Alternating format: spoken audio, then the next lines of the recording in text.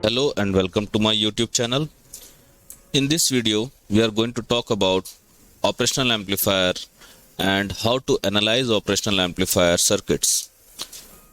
So, what are we going to cover in this video? In this video, I'll be discussing about the techniques to analyze operational amplifier circuits, or the technique which I generally follow to analyze any operational amplifier circuit. Then I will discuss about inverting amplifiers and non-inverting amplifiers. So let's start the video. Remember, to solve any op-amp circuit, we have to remember few points. Those few points include the virtual ground property, in which we say inverting input voltage will be always equal to non-inverting input voltage. But remember, vice versa is not allowed. For that, you can visit my previous video. Number 2, you have to remember no current enters to op-amp via any of the input ports. Why? Because the input impedance of op-amp is infinity. That also was discussed in my previous video. Third point to remember is, rather than using any other technique for solving circuits, prefer nodal analysis to solve the circuits involving op-amp. So these three principles, if you remember, then any circuit using op-amp can be easily analyzed and solved. So what are the three principles to remember? First one, virtual ground property. Second one, no current enters to the op-amp via any input port. Third, prefer nodal analysis to solve the circuits using op-amp. So first of all, let me show you how to use those three principles to solve an inverting amplifier circuit. Let me first draw the inverting amplifier. So op-amp has got pin number 3, which is positive, pin number 2, which is negative, and pin number 6, which is the output. So to design an inverting amplifier, we have to provide the input to the inverting terminal. So let me call it Vin, and this is my Rin, and then because it is an amplifier, we'll be using feedback from pin number 6 to 2, and we call it RF, feedback resistance. Let me call this voltage Vx, and then start analyzing the circuit. So first of all, I'll use nodal circuit analysis to solve this circuit. So I will start with Vx. Okay, remember how to solve nodal. Assume you are standing here in this particular terminal, whichever terminal you are focusing on, and standing on that terminal, look at all the terminals in the 360 degree, wherever the voltages, whatever the voltages are present, you have to look in them.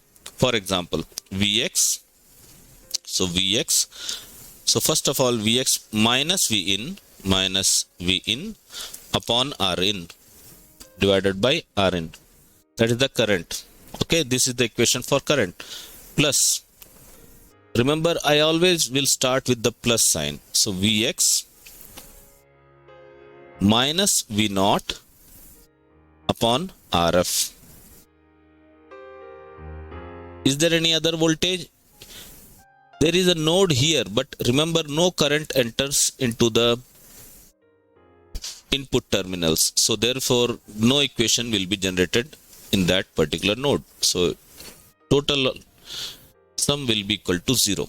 This is what the nodal analysis tells us. So Vx Rf minus Vin plus Rin Vx minus V0 equal to 0, because these two denominator terms will go to the right side, multiplied by 0 will become 0. So there are two terms which contains Vx. So let me take them.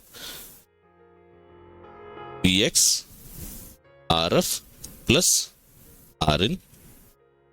Okay, so these terms have been used now. Minus V in Rf.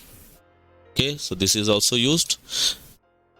Minus V naught Rin equal to 0.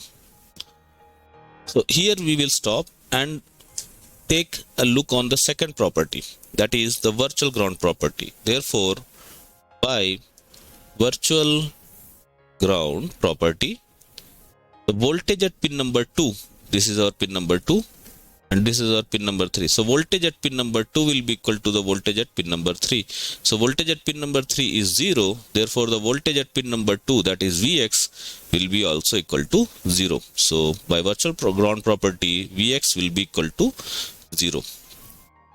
So substituting this value Vx equal to 0 in this particular part, we get minus V in Rf, and I will take this part to the right side. So that is equal to V naught Rin.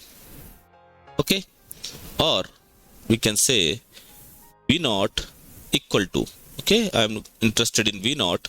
What is the output voltage? Is equal to minus of Rf upon Rin multiplied by V in. So this is our equation for the amplification of inverting amplifier.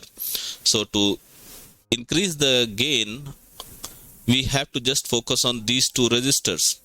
So if I increase the value of Rf, V naught will increase, or if I decrease the value of Rin, V naught will increase.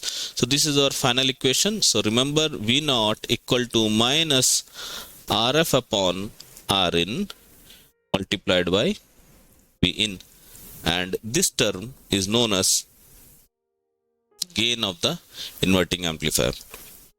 And this negative sign shows that if we apply a sine wave, okay, in the input, then the output will be out of phase by 180 degree but amplified by a factor of Rf upon Rin.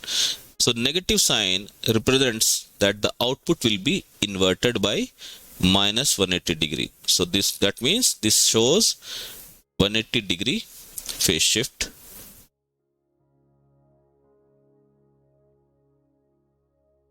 In the output. Okay, so this is how we analyze the inverting amplifier circuit. So remember, we use three basic properties. First is using nodal circuit analysis. Second, virtual ground property. We found the value of gain in case of inverting amplifier. Now let us move to the next circuit, that is non-inverting amplifier circuit. Remember, non-inverting means the input will be provided to the non-inverting terminal. That's all. So this is our op amp, minus, plus. Okay, so these are the two inputs and one output. So here in this case, we will be applying V input at the pin number 3. Simple. So that means if the input is connected to positive terminal, we will be calling it non-inverting amplifier.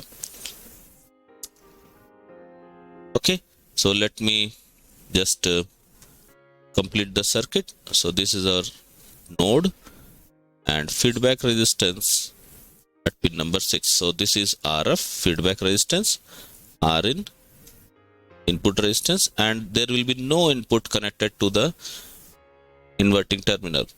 So therefore we call this circuit non-inverting amplifier. So here again we can take Vx because we don't know the voltage at that node. Again we can start with the nodal analysis.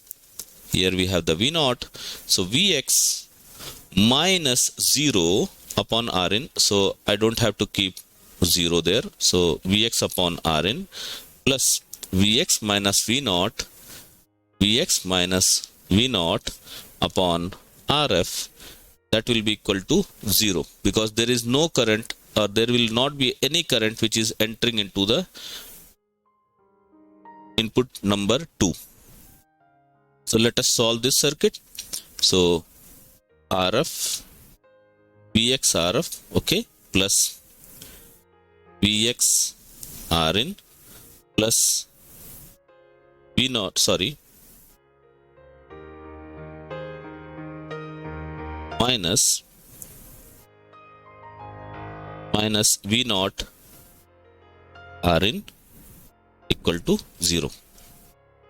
Again we have Vx common in two terms, so we will take Vx Rin plus RF. Okay, because this is negative, if I take it to the right hand side, it will become V0 Rin. Okay. Now, by virtual ground property,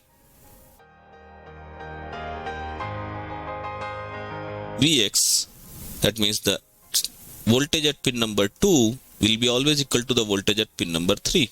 Okay, so Vx is nothing but equal to Vin. Okay, so we can substitute it here. So Vin Rin plus RF, and if I bring this Vrin to the left side, then it will become Rin, and that is equal to V0.